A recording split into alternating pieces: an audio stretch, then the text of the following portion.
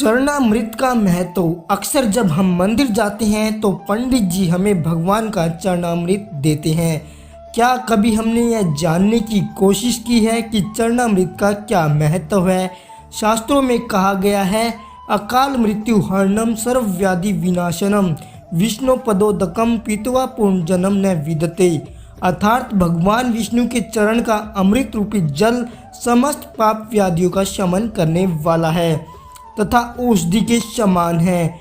जो चरणामृत पीता है उसका पुनः जन्म नहीं होता। जल जब तक जल ही रहता है जब तक भगवान के चरणों से नहीं लगता। जैसे ही भगवान के चरणों से लगा तो अमृत रूप हो गया और चरणामृत बन जाता है। जब भगवान का वामन अवतार हुआ और वे राजा बलि की यज्ञशाला में दान लेने गए तब उन्होंने 3 पग में 3 लोक नाप लिए। जब उन्होंने पहले पग में नीचे के लोक नाप लिए और दूसरे में ऊपर के लोक नापने लगे तो जैसे ही ब्रह्मलोक में उनका चरण गया तो ब्रह्मा जी ने अपने कमंडलू में से जल लेकर भगवान के चरण धोए और फिर चरणामृत को वापस अपने कमंडल में रख लिया।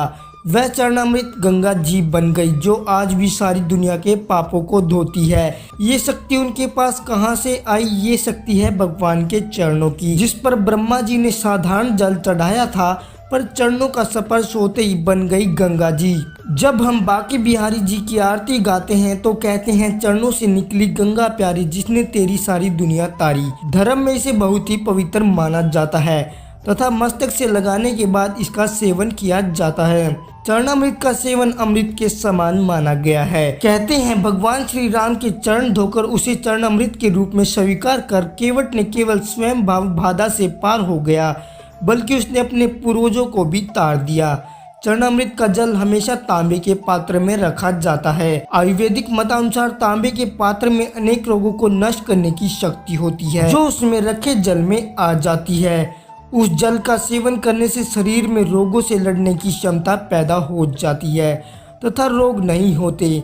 इसमें तुलसी के पत्ते डालने की भी परंपरा है जिससे इस जल की रोगनाशक क्षमता और भी बढ़ जाती है।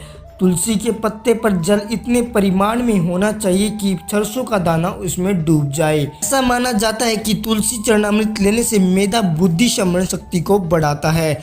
इसलिए यह मान्यता है कि भगवान का चरणामृत औषधि के समान है। यदि उसमें तुलसी पत्र भी मिला दिया जाए तो उसके औषधि गुणों में और भी वृद्धि हो जाती है। कहते हैं सीधे हाथ में तुलसी चरणामृत ग्रहण करने से हर शुभ काम या अच्छे काम का जल्द परिणाम मिलता है।